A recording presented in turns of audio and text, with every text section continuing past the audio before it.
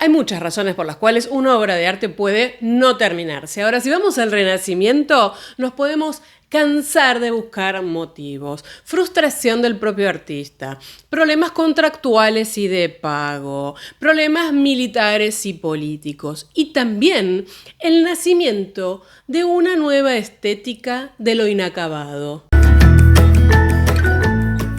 Les doy la bienvenida a un nuevo viernes, hoy para encarar un temazo, miren. Ustedes saben que yo les cuento todo. Cuando empecé a preparar este tema, la idea, concepto era presentar obras maestras de grandes artistas del Renacimiento que no se habían terminado.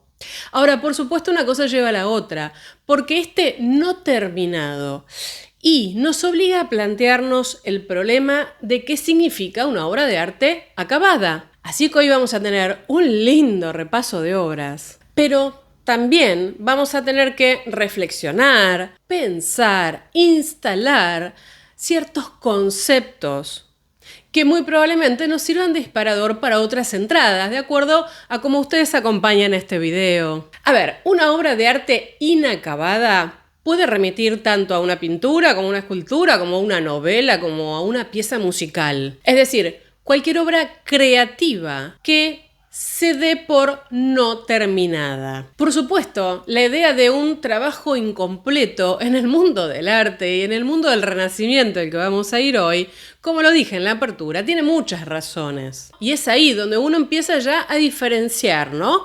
No es lo mismo que una obra no se termine por un motivo, externo, contractual incluso, digo, el comitente no me pagó, a que una obra no se termine porque el artista no quiso terminarla, a que una obra parezca no terminada, pero el artista la dé por concluida. Miren, problemones, ¿eh? De hecho, inevitablemente, si bien yo lo quería hacer en una entrada aparte, hoy nos vamos a tener que meter con la idea del non finito. Expresión italiana para lo no acabado, pero vamos a ver que esto da para mucho más, tiene muchísima densidad. ¿Por qué? Y ya se los anticipo, así después nos metemos a fondo.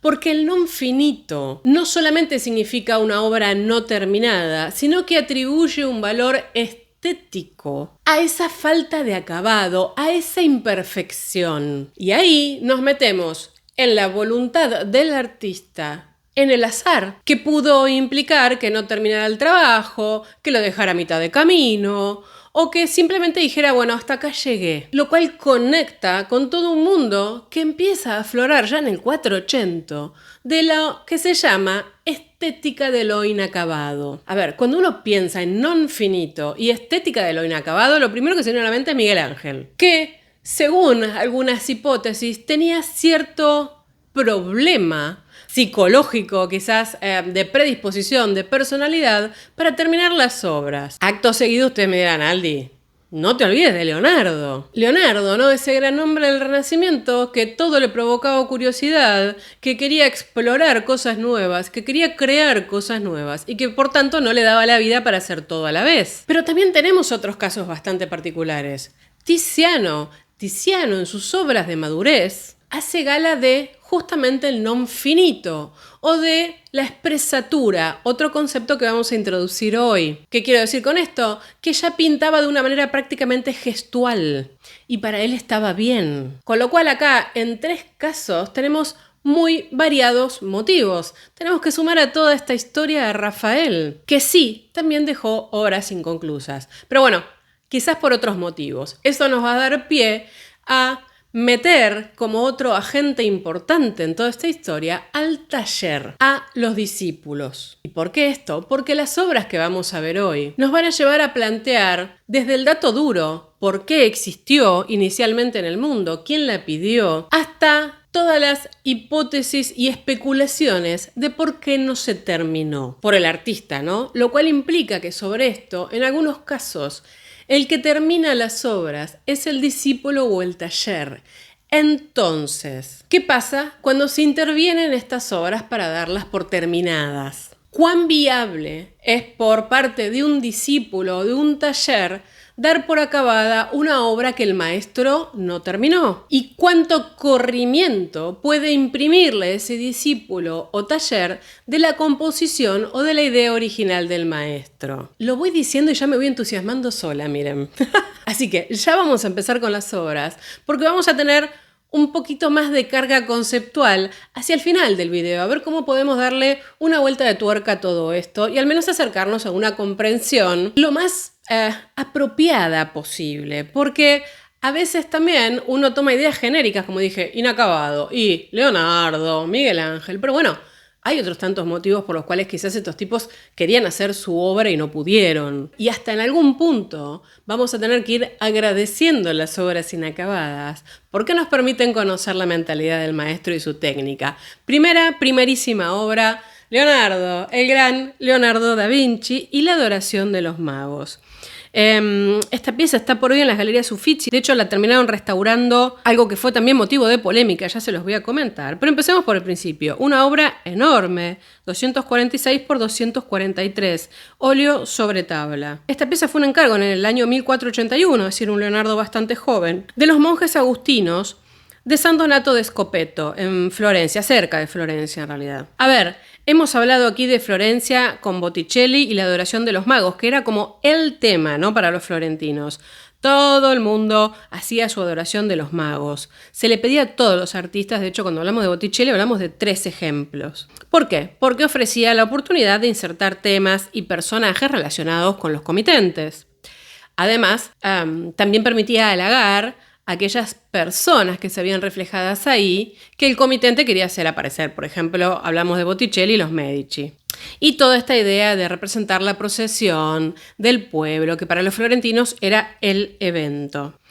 Esta pieza de Leonardo parece estar inspirada en Botticelli. De hecho, él coloca a la Sagrada Familia en el centro y representa, ¿no?, la procesión que gira en semicírculo alrededor de la Virgen.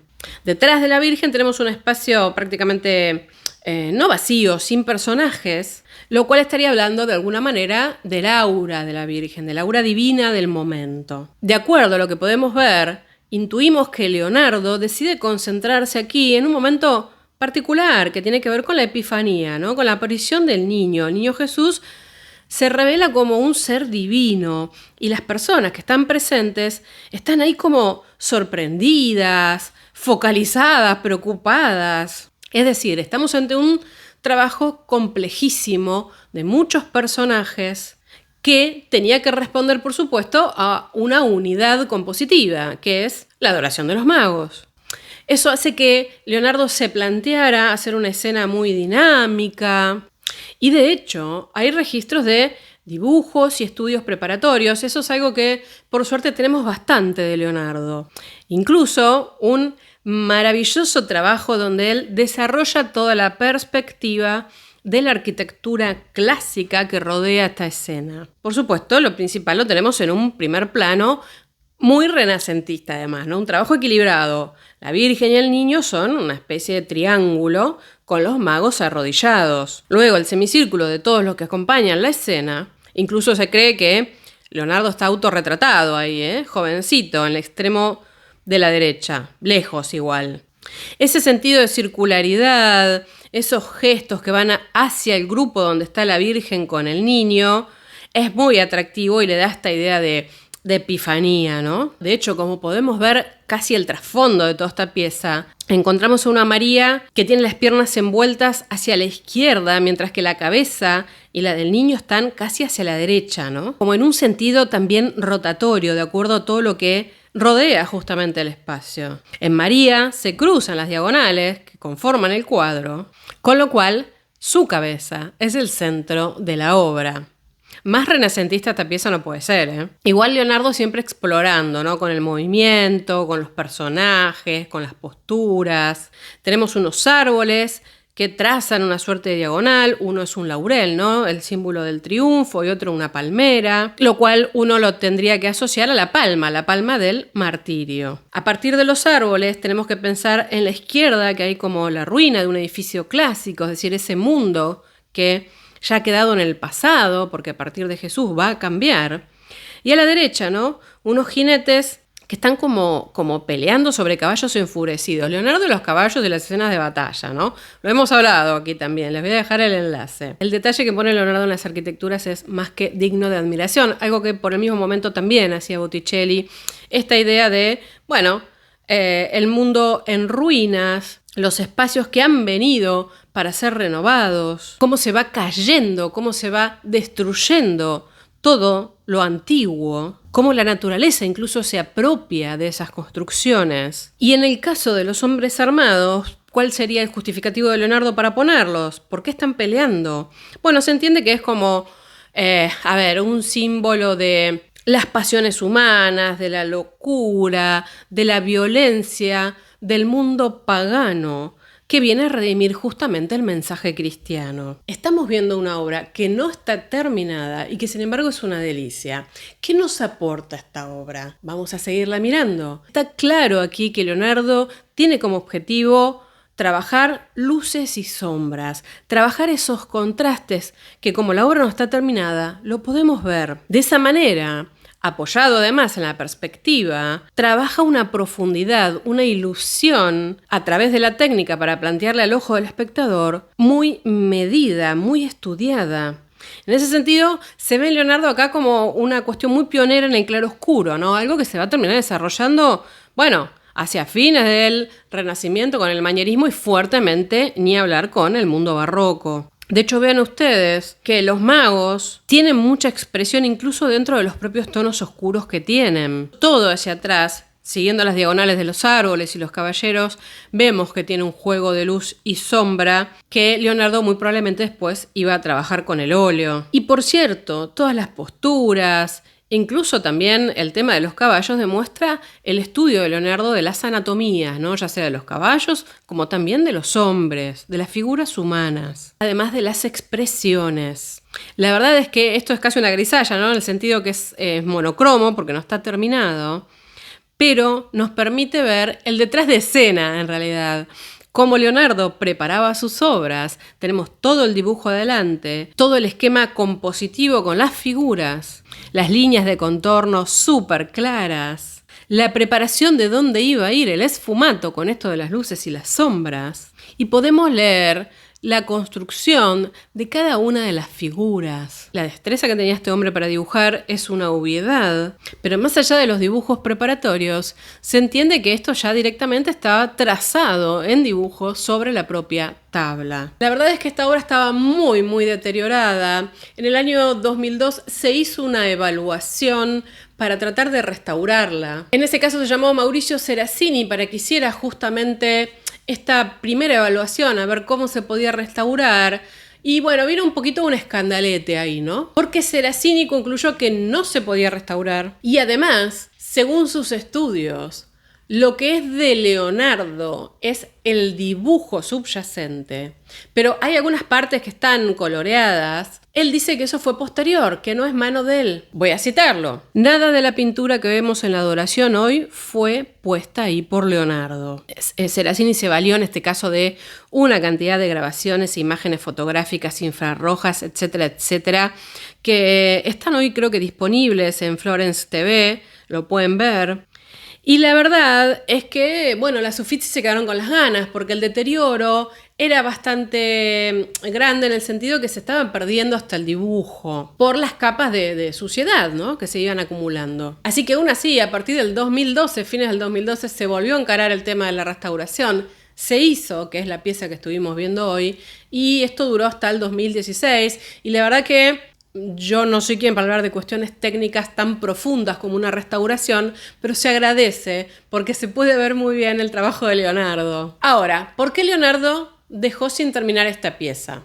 Él recibió como pago 28 ducados. Esto nos da la pauta de que es una obra encargada al joven Leonardo, que no era todavía muy valorado como gran artista, porque no es mucho dinero.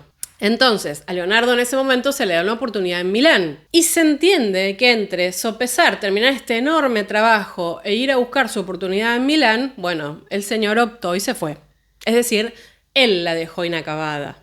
Como Leonardo no completó el cuadro a pesar de los reclamos. Bueno, después se terminó pidiendo una obra, ni más ni nada menos que a Domenico Ghirlandaio. Y terminó siendo pintado el retablo que hoy por hoy también está en la Uffizi, pero el que realmente lograron tener estos monjes por Filippino Lippi. La tabla de Leonardo que había empezado quedó en la casa de un amigo de él. Y ahí hay toda una historia, ¿no? Porque este amigo de Leonardo, Amerigo Benci, se dice que no quiso completarla porque para él la pieza estaba acabada. Luego, por supuesto, incluso así como estaba, fue de interés de la familia Medici y después terminó en la Uffizi. Tenemos dos cosas aquí. Un Leonardo que tiene distintos focos de atención y está haciendo carrera, entonces dejó un tendal de obras por todos lados, hay que decirlo. Bueno, no sé si tanto. Y por otro lado, tenemos la buena fortuna de contar con una obra que nos muestra el genio creativo de Leonardo, cuán pionero fue en el trabajo del claroscuro y toda una estética renacentista de armonía y equilibrio. Una más inacabada de Leonardo, pero esto nos lleva al mundo de la escultura, el gran Cavallo, ese gran proyecto de Leonardo de hacer una estatua ecuestre, con vaciado al bronce, técnica que se había perdido, ¿no? Y que sabemos que quien la recuperó fue el gran Donatello. El entusiasmo que tenía Leonardo por realizar esta obra era enorme, de hecho dejó escritos, pensemos que él había proyectado este gran caballo de 7,3 metros de altura, las indicaciones que dejó Leonardo de cómo se iba a hacer la escultura. Y lo interesante es que mientras explica esto, lo compara con la pintura. Debate de ese momento, ¿no? Si pintura o escultura, ¿qué era mejor? Dice Leonardo, en primer lugar, la escultura requiere una luz determinada, que procede de arriba, mientras que un cuadro lleva consigo su propia luz.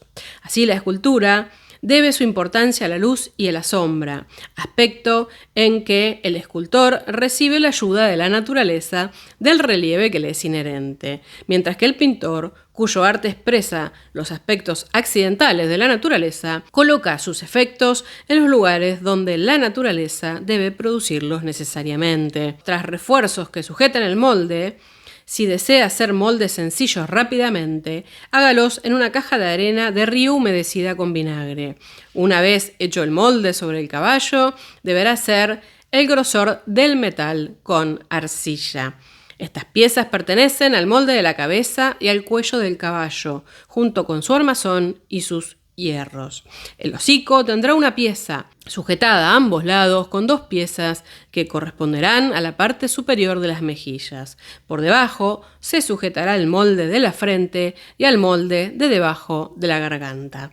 El cuello debe formarse con tres piezas, dos a los dos lados y una adelante, tal como se muestra arriba. ¿Se imaginan que Ludovico Sforza estaba más que chocho? De hecho, el embajador de Florencia en Milán le escribe a los Medici y les dice: Ludovico se va a hacer un tremendo monumento. Se ha pedido a Leonardo que haga un modelo para un gran caballo de bronce montado por el duque Francesco de Armadura.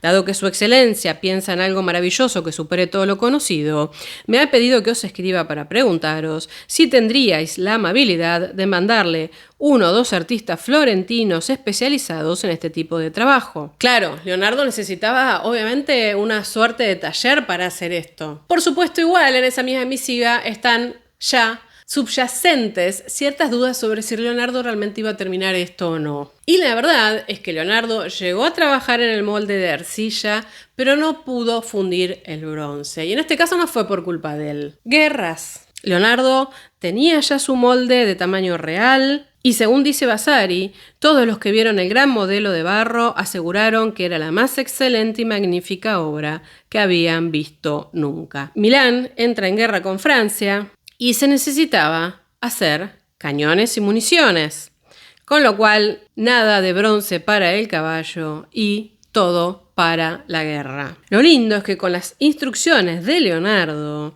se pudieron hacer réplicas actuales, ¿no? Por supuesto. Por ejemplo, tenemos este caballo en el hipódromo de San Siro en Milán, que es una maravilla. Miren, imagínense lo que hubiese sido esto en la época de Leonardo, ¿no? La otra copia, que está en Michigan, que es también de un tamaño enorme. Esta foto me gusta mucho porque hay un pequeñín ahí, entonces uno puede tener una idea del tamaño.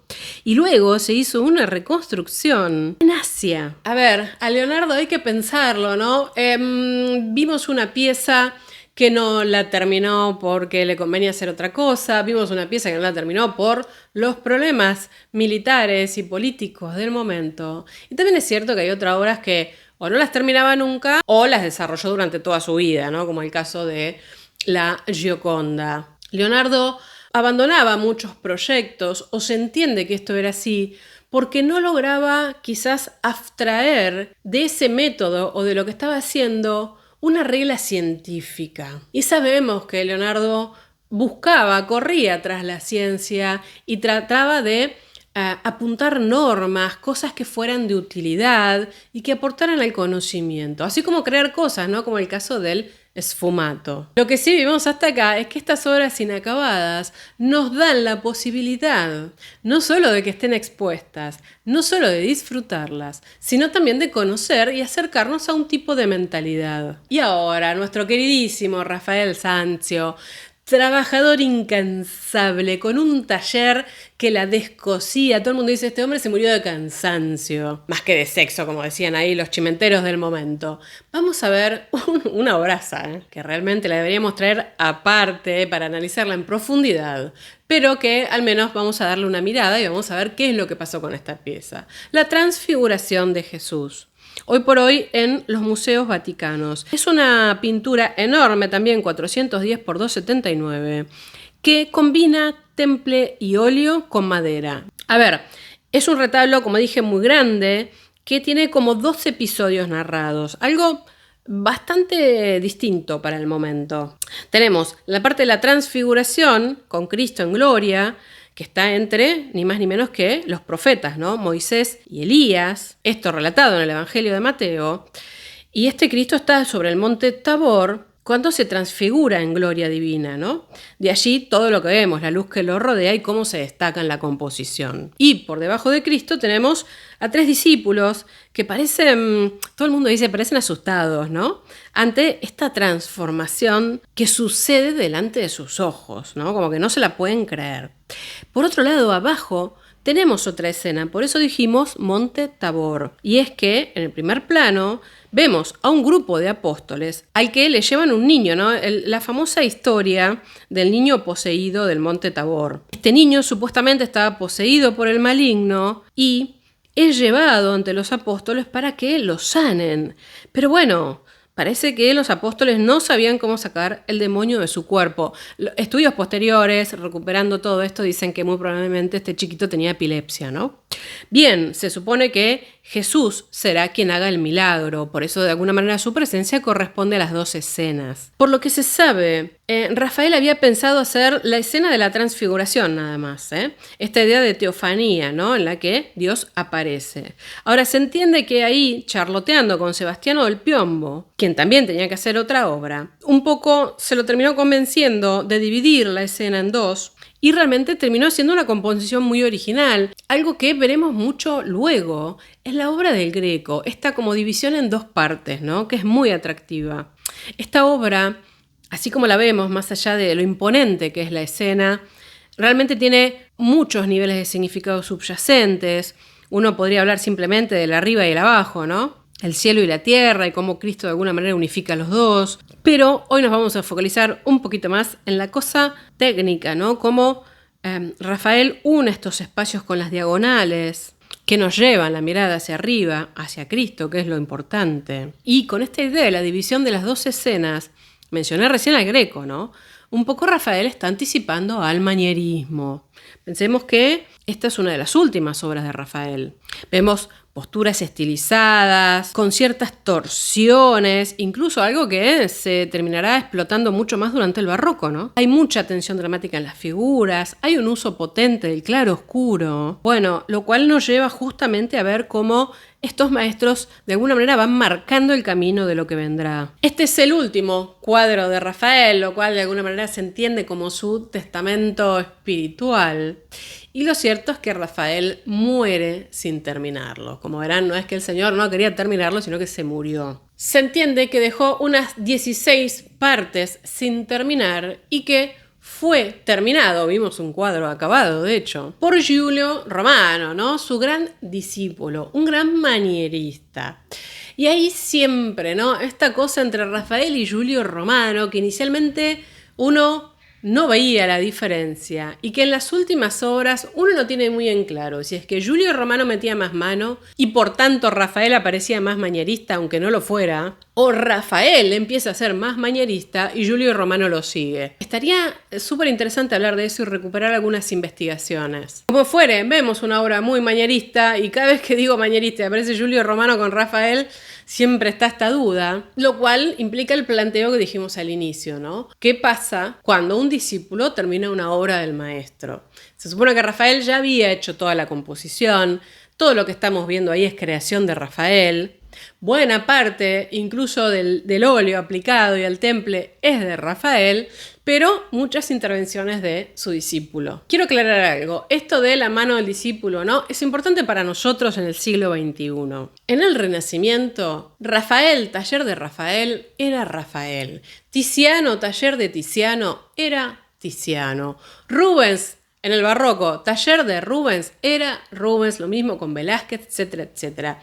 Esta idea de la mano, de la unicidad, de la pincelada, etcétera, etcétera, es algo que sí se empieza a desarrollar de a poquito en el Renacimiento, para nada asentado, y que sí va a tener cierta idea de importancia, quiero decir, siglo XIX, siglo XX, cuando nace la historia del arte, cuando nacen los grandes coleccionistas que, bueno, no pagan lo mismo un taller que un autor. Vuelvo a mi tema.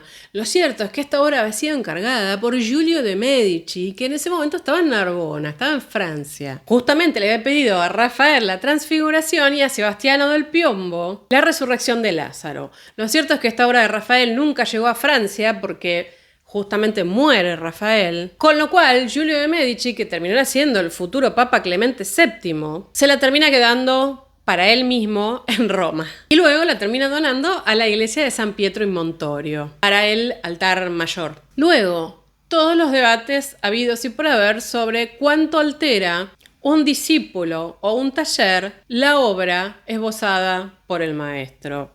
Hay cosas que no las vamos a saber nunca.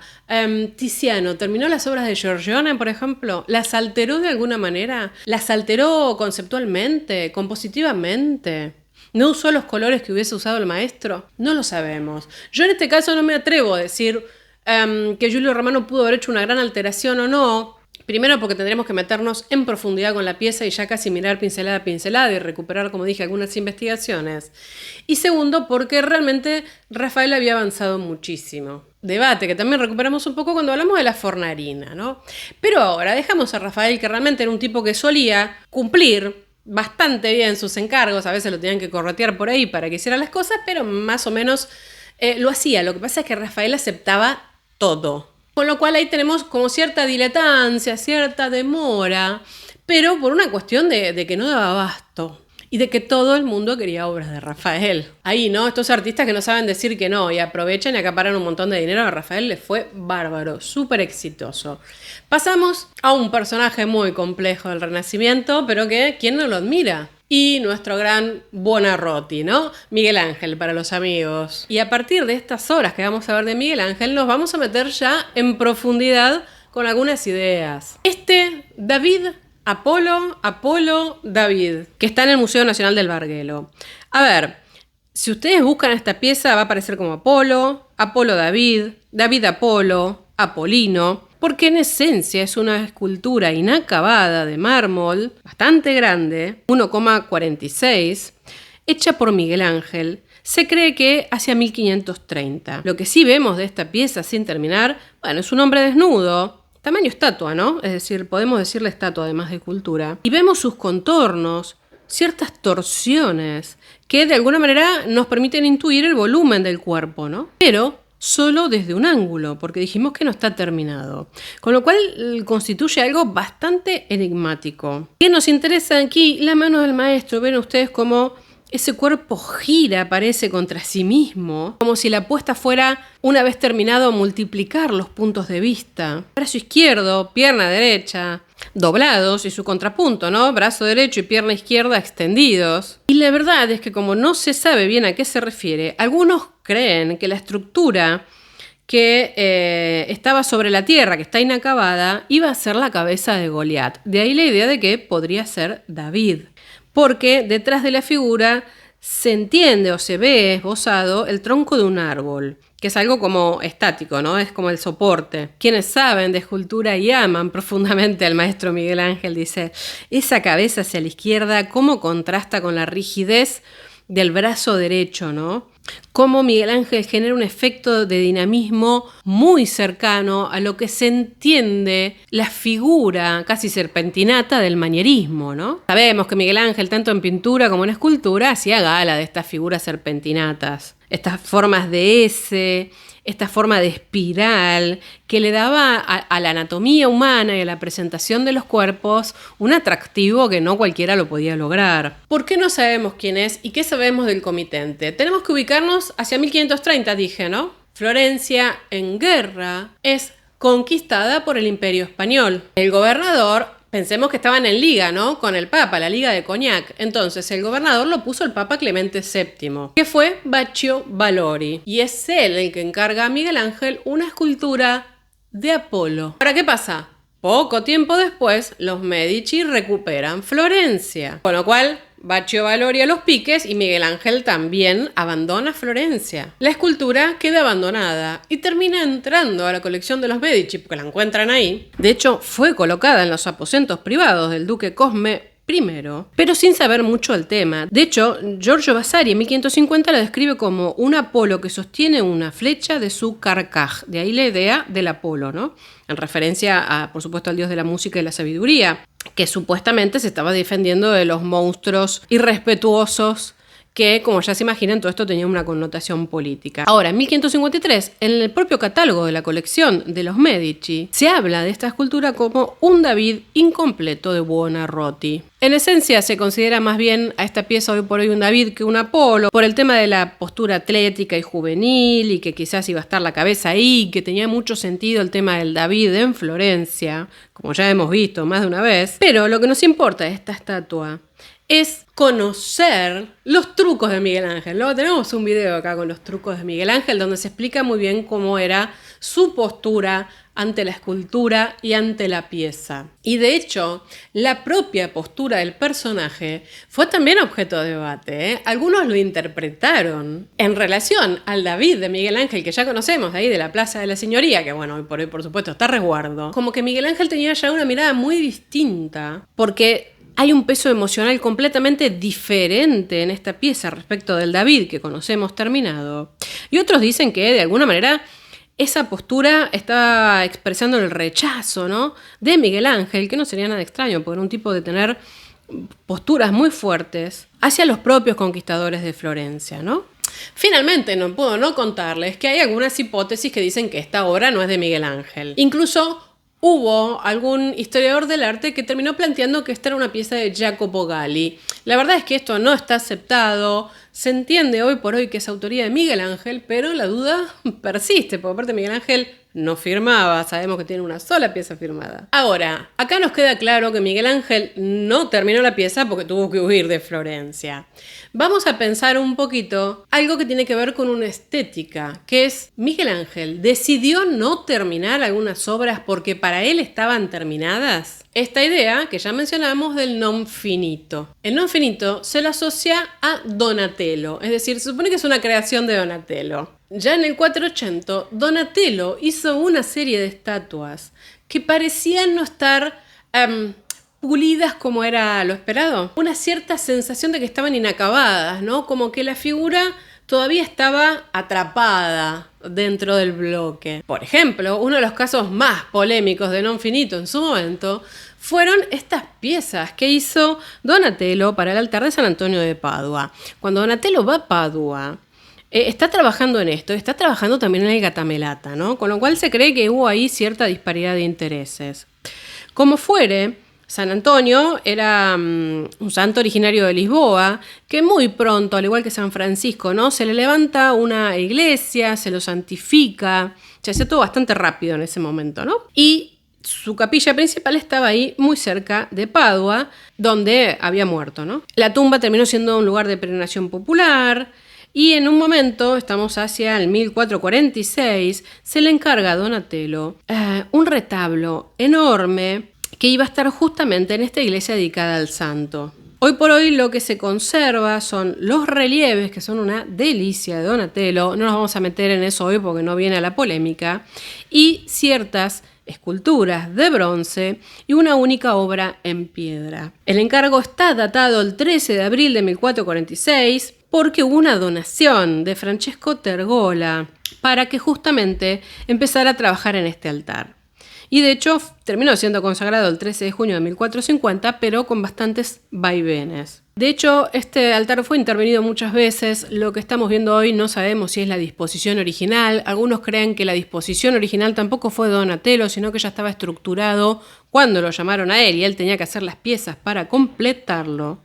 Pero lo que nos interesa es que era una cantidad de piezas importantísima. Tenemos relieves de piedra y de bronce que están hechos con una terminación maravillosa usando este achato, ya hablamos de esto en Donatello, y 7 esculturas de bronce que son de bulto redondo, es decir, que se pueden ver desde distintos lugares, o sea, que no están pegadas a la pared. Lo que nos interesan son esas esculturas de bronce. Tenemos a la Virgen con el niño entronizados, es el centro de la composición, debajo del crucifijo, que también es de Donatello, y está rodeada por santos. Hacia la derecha de la Virgen tenemos a San Francisco, que es el patrón, obviamente, de Italia. Aparece joven, imberbe, muy parecida a la representación que hiciera Giotto.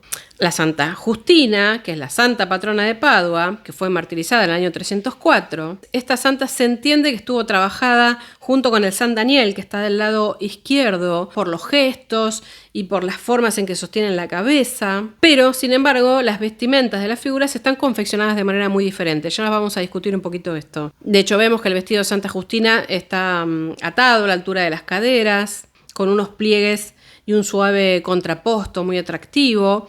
Al lado de Justina está el santo Prosdóximo, es un santo católico del siglo I.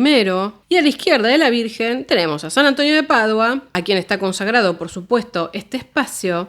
A Daniel, hablamos recién, San Daniel y Santa Justina. Vemos que Daniel tiene otro tipo de pliegue y de ropa. Y a San Luis de Toulouse, que es un santo católico italiano, que lo vemos, ¿no?, con sus vestiduras papales y un libro. Cada uno tiene, digamos, sus atributos. La verdad es que estas piezas, tras bastantes idas y vueltas, estaban acabadas, podemos decir, por Donatello, sobre todo la parte de arriba, los rostros, de medio cuerpo, digamos, y hacia abajo prácticamente nada, con lo cual fueron intervenidas y terminadas un poco después, por eso las vemos bastante prolijas. Algunos dicen que Donatello probablemente no terminó los bronces porque estaba frustrado con el trabajo, con las condiciones del encargo, hizo lo mínimo indispensable como para liberarse de la obligación y darla por terminada. Otros ven aquí toda una estética, una decisión estética de Donatello, en acercar de alguna manera con cierta tosquedad de esos santos al fiel, porque él ya hacía gala de cierta estética tosca. Y acá nos empezamos a meter en la cosa complicada. Es cierto que cuando uno piensa en la escultura renacentista, ya sea del 480 o del 580, piensa en esos pulidos tan acabados, en ese equilibrio y perfección. Pero también es cierto que tenemos un buen puñado de obras que hacen cierta gala de esta estética tosca, como se la llama, lo cual demuestra que no había una unicidad de criterio frente a la escultura. Y que, en el caso de Donatello, más de una vez los pasajes no los pule tanto. Incluso también hemos visto obras del mismo David de Miguel Ángel, ¿no? Se dice que la cabeza no está terminada.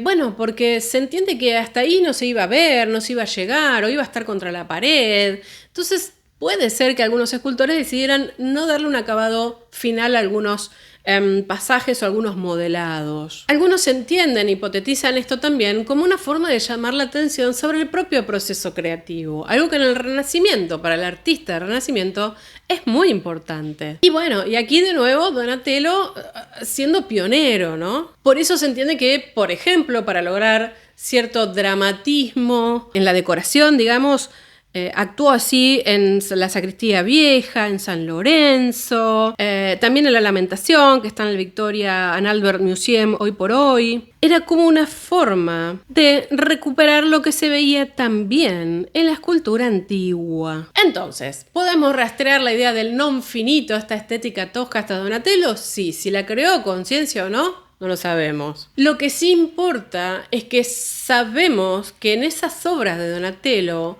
hay como un mensaje potente, cierta espiritualidad, cierta carga dramática que quizás si estuviera todo tan pulido como su David, no sería así. Lo cual nos lleva a pensar en Miguel Ángel y el non finito, justamente. Miguel Ángel admiraba a Donatello, por supuesto, pero la verdad es que Miguel Ángel también tiene otros factores de enorme complejidad. Hay muchas obras de Miguel Ángel que no están terminadas por su propia técnica. Ustedes saben que Miguel Ángel trabajaba de bloque único, es decir, él liberaba la forma.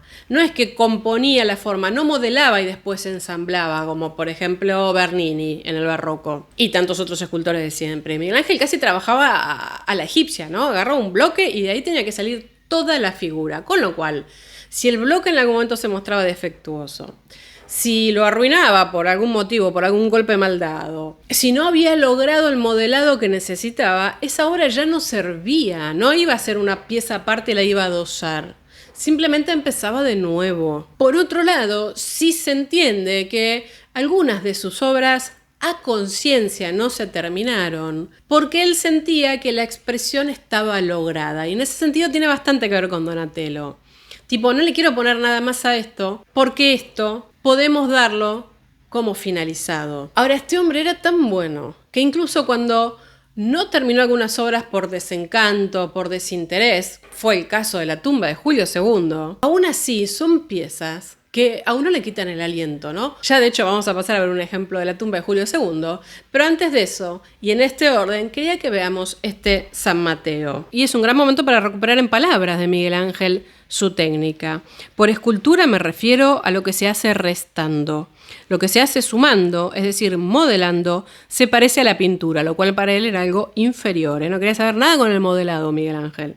Dijimos, único bloque de piedra que contiene todas las posibilidades de la obra de arte y que él debía lograr que esa obra saliera. Y acá con este San Mateo podemos ver justamente cómo trabajaba él, ¿no? Iba quitando y de esa manera iba emergiendo la forma. De hecho, ver estas piezas incluso da como impresión, ¿no? Porque son como figuras atrapadas en la piedra, en el mármol. Para Miguel Ángel, el bloque de piedra era una cuestión de principios, ¿eh? Para él era una metáfora de la condición humana. O sea, el mundo material era el vehículo o contenedor del alma. Entonces, en el bloque de mármol había un espíritu cautivo que él necesitaba convertirlo en obra de arte a través de una concepción idealizada. Miguel Ángel fue un hombre muy culto y tenía una mirada intelectual para pensar el arte como pocos. Por eso para él el esfuerzo, digamos, de eliminar esta piedra no era un acto simplemente físico manual, sino que también era una concepción intelectual. Si él intelectualmente apuntaba su mano de manera correcta, la figura iba a ser liberada. Con lo cual se imaginarán, primero dos cosas: que el margen de error podía ser muy grande, que Miguel Ángel por su gran capacidad era ínfimo, pero existió en algún punto, y si un bloque era defectuoso, simplemente lo abandonaba. Aún así se animó a tallar el David, que era un solo bloque, habían intentado ya tallarlo y no habían podido, y sin embargo él logró que emergiera la forma. Y ya dije que íbamos a hablar, aunque sea de un ejemplo de la tumba de Julio II, bueno, este esclavo despertándose. Obra inacabada. ¿Por qué? Porque entre Julio II, que tenía un carácter insoportable, y Miguel Ángel, que era bastante complicado, fue una tragedia realmente la tumba esta. Todos los esclavos que Miguel Ángel empezó para la tumba de Julio II quedaron abandonados en distintas fases de desarrollo, lo cual es fantástico para estudiar la escultura de este maestro. Y ya sabemos que el mausoleo poco y nada, ¿no? Pero lo que hizo como ese Moisés es una maravilla. La verdad es que los esclavos se descartaron en fecha temprana, porque ya se veía que no iba a llegar. Miguel Ángel estaba con otras cosas muy disperso. Y aparte tenía un montón de laburo también, y Julio II le pedía todo y a la vez. Y la verdad es que muchos sufrieron cierto deterioro por la exposición, porque habían quedado abandonados, con lo cual se hizo una linda investigación y restauración en Francia y nos permite un poco recuperar al detalle, al milímetro, lo que hacía este hombre, ¿no? Dirá Vasari, las obras que imaginaba eran de tal naturaleza que le resultaba imposible expresar concepciones tan grandiosas y asombrosas con sus manos, y a menudo abandonaba sus obras, o más bien arruinaba muchas de ellas, por miedo a parecer menos que perfecto. Está claro que Vasari lo admiraba, ¿no? La verdad es que Miguel Ángel igual era un tipo con una mente bastante particular. Dije, súper intelectual, muy capaz. Pero él, a través de sus cartas, es interesante seguirlo, como todo el tiempo cita o enumera o se queja de cuántos factores externos le impiden trabajar. Que las finanzas, tenía un montón de dinero Miguel Ángel, ¿eh? Quiero decir, le ha ido bárbaro y cobraba muy bien. Que la logística, que los asuntos domésticos, que el Papa le pedía cosas y lo molestaba, que cada uno que iba y le pedía un encargo lo molestaba. Él trabajaba prácticamente solo porque no tuvo taller, porque no podía trabajar con nadie. Con lo cual era como que cada cosa, ¿no? Pasaba una mosca, la mosca me molesta, no puedo tallar. Mentalmente se iba todo el tiempo, ¿no? Como que no lograba esos picos de concentración que él quería. Y yo creo que un poco uno ve eso en la obra de Miguel Ángel, ¿no? Todo en Miguel Ángel, por su técnica, por su personalidad, por trabajar de un solo bloque, tiene una tensión que, bueno, un poco muestra su capacidad creativa, su capacidad técnica, pero también cómo su mente estaba, dividida, tosigada, perturbada, inquieta. Incluso al punto de interpretar que había obras que ya no valían la pena y otras que estaban terminadas, así como él las dejaba, porque habían logrado su capacidad expresiva. La última obra que vamos a tratar de Miguel Ángel en esta orden de lo inacabado es la famosísima Piedad Rondanini. Decimos que es una piedad porque estamos hablando de la Virgen sosteniendo en sus brazos a su hijo, ¿no? A Jesús, luego de haber bajado la cruz. Esta es considerada la última obra esculpida de Miguel Ángel y de hecho la estuvo tallando hasta 6 días antes de morir. Incluso la había regalado igual, ¿no? A pesar de que la había regalado, él seguía trabajando en la pieza. Las figuras, como ustedes verán, están esbozadas. A mí me parece que transmite honestamente un poco de todo. Inquietud, piedad, justamente como lo dice su nombre. Ese cuerpo no tan abandonado. Es realmente una pieza increíble, a pesar de no estar terminada. De hecho, vean ustedes que hay caras que están apenas esbozadas, algunas tienen marcas de cincel, hay algunas partecitas que están un poco mejor terminadas, quiero decir, más definidas, ¿no? Como las piernas de Cristo. Y la verdad que entre que no está terminada y que la gestualidad es tan lograda, a uno le daba como esa cosa de pena, de dolor, de tristeza. A mí es una de las piezas que más me inquieta realmente cuando las tengo delante. Es como si esas figuras se fueran a despertar y a salir del bloque. Decía yo, hasta ahora él ya se la había regalado su criado, Antonio del Francese, pero la siguió trabajando, ¿no? Finalmente después fue adquirida justamente por quien le dio el nombre, que fue el Marqués de Rondanini. Y es un grupo escultórico que, está sin acabar, pero realmente nos permite ver muchas etapas del proceso de Miguel Ángel. Por dónde empezaba, por dónde seguía, qué era lo que iba logrando a través del bloque. Y por otro lado, cómo también daba forma a esas expresiones que él quería lograr, a esos espíritus que él quería liberar, que estaban dentro de la piedra. Y para acercarnos un poquito hacia el cierre, vamos a tratar de conectar la idea del non finito, que es un concepto que se asocia mucho a la escultura, dijimos Donatello, Miguel Ángel, a la pintura. ¿Cómo podemos entender esto de la estética de lo inacabado por voluntad del propio artista? Es decir, cuando el artista dice esta obra está terminada. Les voy a citar a Rembrandt. Una obra está acabada cuando el artista decide que está acabada. Bueno. En pintura, cuando un artista da por finalizada una obra sin que esté terminada, por decirlo de alguna forma, es decir, sin que no tenga el acabado que uno espera en términos de pincelada, diseño, completitud total, se entiende que ese artista hace gala, de alguna manera, de la expresatura. ¿Esto es algo que se puede aplicar a los escultores? Sí, la verdad es que sí. por una cuestión actitudinal. Ahora vamos a ver qué representa eso en la técnica. La espresatura es un concepto, en realidad, que viene del mundo de la diplomacia, de los modales. De hecho, esta es una palabra que instala Baldassarre Castiglione, a quien Rafael hizo un retrato fantástico y que fue un gran comitente de Rafael. Decía yo, él lo instala cuando escribe el cortigiano, el cortesano, en donde para que una persona tenga buenos modales, se presente de manera, no sé, pulcra, pulida, adecuada, elegante, gestualmente perfecta, etcétera, etcétera, tenía que hacer gala de espresatura. Es decir, no tenía que mostrar cuánto había trabajado en eso, sino que tenía que hacerlo como de manera natural. Facilidad. No te voy a contar que estuve 3 horas vistiéndome, ni peinándome, ni estudiando, ni leyendo, ni nada. Simplemente voy a moverme y a hablar y a expresarme de una manera que digan, che, pero este cayó así del cielo, hecho y derecho.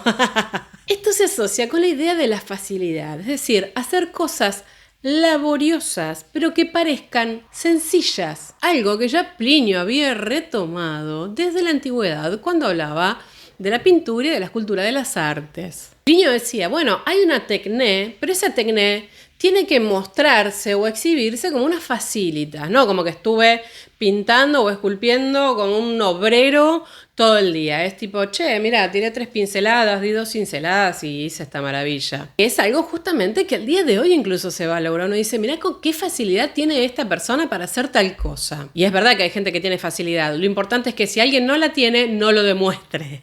De hecho, Plinio criticaba, ¿no? Esos artistas que decían, estas obras parecen hechas con esfuerzo. Si la obra demuestra esfuerzo, si exhibe toda su técnica, pero de una manera laboriosa, no es atractiva, queda contenida, queda poco expresiva.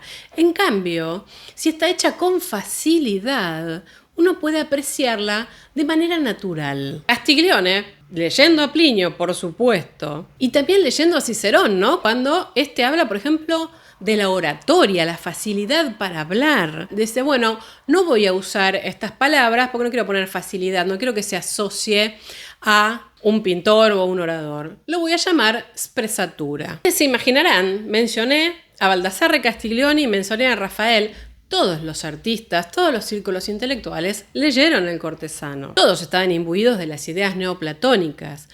Todos, sobre todo los artistas, tenían gran interés en demostrar que su trabajo era intelectual y no artesanal. Entonces, ¿qué mejor manera de hacer pasar tu trabajo de artista como intelectual? Demostrando que tenés facilidad, que la parte física de hacer una obra no te lleva excesivo trabajo. Es decir, no mostrar tu parte de estoy manchado en el taller pintando o estoy lleno de polvillo porque estuve lijando mármol. Esta espresatura, esta facilidad lleva a que muchos artistas empiecen a usar el non finito, lo inacabado, como una forma de demostrar sencillez en la ejecución, facilidad en la ejecución. Y Vasari mismo usaba esto como un criterio para evaluar las obras, diciendo, bueno, los problemas difíciles de la pintura y la escultura tienen que mostrarse sin esfuerzo. De hecho, de Miguel Ángel dirá que llegó a demostrar tanto arte, gracia y distinguida vitalidad,